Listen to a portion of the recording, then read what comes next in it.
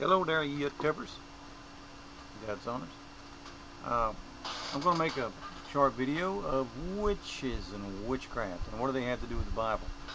What do they have to do with the dissension of spiritual discussions on boards? Why do they always appear? Why do they always show up? Why do they always end up teaching? Why do they always have the answers? And why do they always seem to be one step ahead of the game? Which is a funny thing.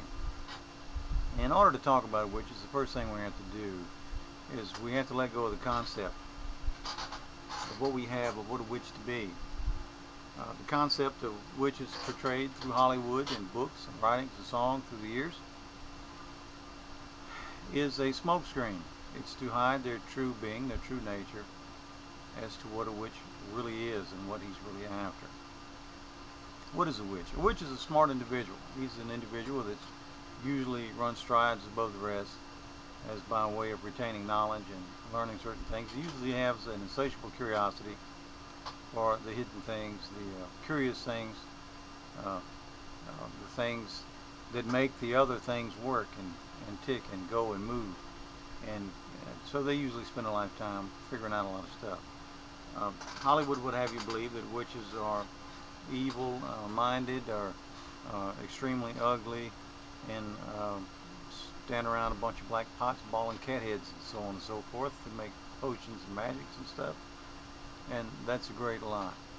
Just as the lie of a possessed person is what we would see in the movies, something like The Exorcist, when the actual fact is we're surrounded by possessed people every day. They're possessed with alcoholism, which is a spirit. They're possessed with illnesses, sicknesses, addictions, you name it, 1 through thousands. Matter of fact, legions of addictions. That's true possession. Same thing with witchcraft. So there's a true witchcraft, and it's not anything like we're taught. So we have to shake off what we think a witch to be. A witch almost always is a scholarly gentleman or lady. They almost always start out as a seeker of God, humbling themselves before God, gaining knowledges and so forth. And they almost always reach a point in the seeking where they get off into the part of Baal and things that went on back in the time of Babel, and they become susceptible and fall for the immediate gratification of the flesh, which the witchcraft is really its greatest reward is to that. So how does a witch work? What does he do? He talks. A witch is a communicator. He talks in a manner that he says one thing while his intent is to get you to think quite another. Most often by making you feel like you figured something out when in fact you only uncovered the seed that he planted. Now, how does a witch accomplish this? Through communications of basically kind of how the Bible works, planting seeds. Witches are seed planters. Witch knows that anything that you can tell a person, that person can deject. He has power over it. But anything that you allow that person to discover by planting a seed before him and he discovers it, then that thing then becomes his own notion, his own thought, and he can't get rid of that. So a witch understands this, and he's in a constant state of planting seeds for you to uncover, for those things to become your own.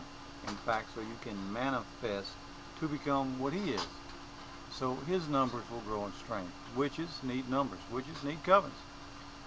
Back in the old days when a witch would travel from small town to village or whatever, the first thing he would have to do was establish the coven of that area.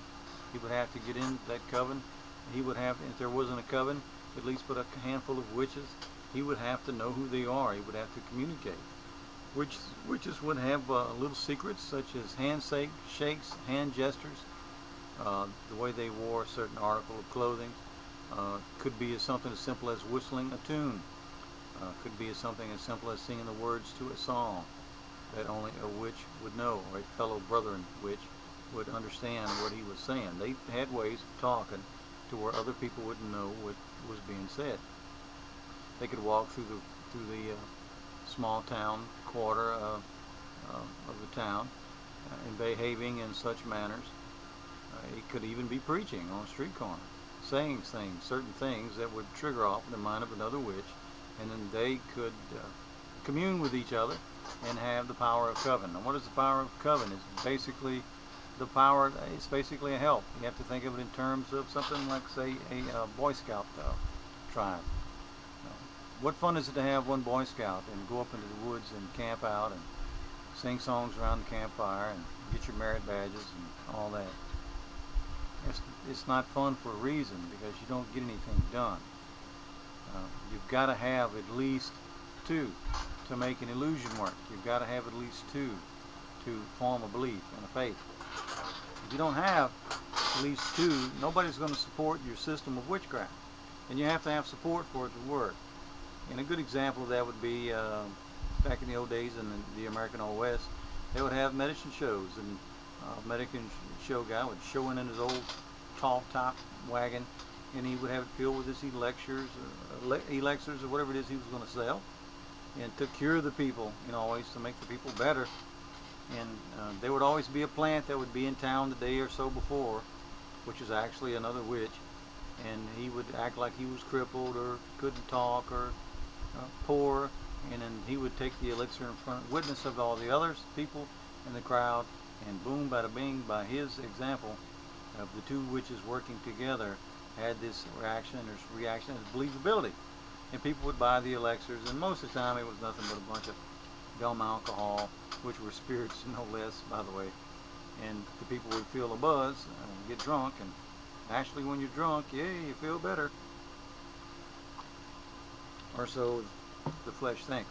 Now, so it's very important for witches to commune with one another. They have to find each other. The reason I'm saying this is because there's a lot of confusion about what a witch does, what his job is. TV would have you believe that they're mean and evil, and they work specifically for the devil. And they really don't. They work for the enlightener, which is they work for what they consider to be truth. And they've truthed themselves out of the ability to believe on Jesus Christ. And they now believe on this enlightening spirit, which is uncovering Jesus Christ to be alive. That being said, they think everybody else is ignorant. They think everybody else is being taken in by tricksters. And everybody else is in help of being enlightened out of their captivity. So that's where the mind of a witch is. They think their God is the true God, the enlightener. And they're trying to relieve us of the burden of believing on a fictitious character that they created for us to be controlled. You don't need to search very much into the videotapes that are readily available on YouTube to discover that at the end of their trails, they are in the belief that they created what we consider to be God for to control us. Too stupid in their own hearts and minds to understand, of course, that the only thing they did was what the Spirit told them to do, that this whole plan could come to be. It's too stupid in their smartness, I should say. And that's okay, that's a little bit about how a witch works. Now I'm going to get on with the book of Acts, and then we'll see some signs of this as we go through. Witches contacting each other, witches in finding one another, locations one another, so that things can manifest for them. And I'll talk more about witches because we have a lot of witches around us today, and it's a very important part of our studies and educations, whether we want to know it or not. If you're not in personal contact with witches on the internet by now, you certainly are in personal contact with many of their studies and videos and the ends of their works. So I hope everybody kind of stays with me in that vein. So, because once we start to where we can think out loud and discuss with honest, open hearts about witchcraft and what it is and what it does and how it affects us, then we can get on to seeing what's maybe happened through the Bible, that the witches use scriptural information as a tool so often to tie the hands of the secret Christian. Okay guys, that's it for now. Thank you and peace out.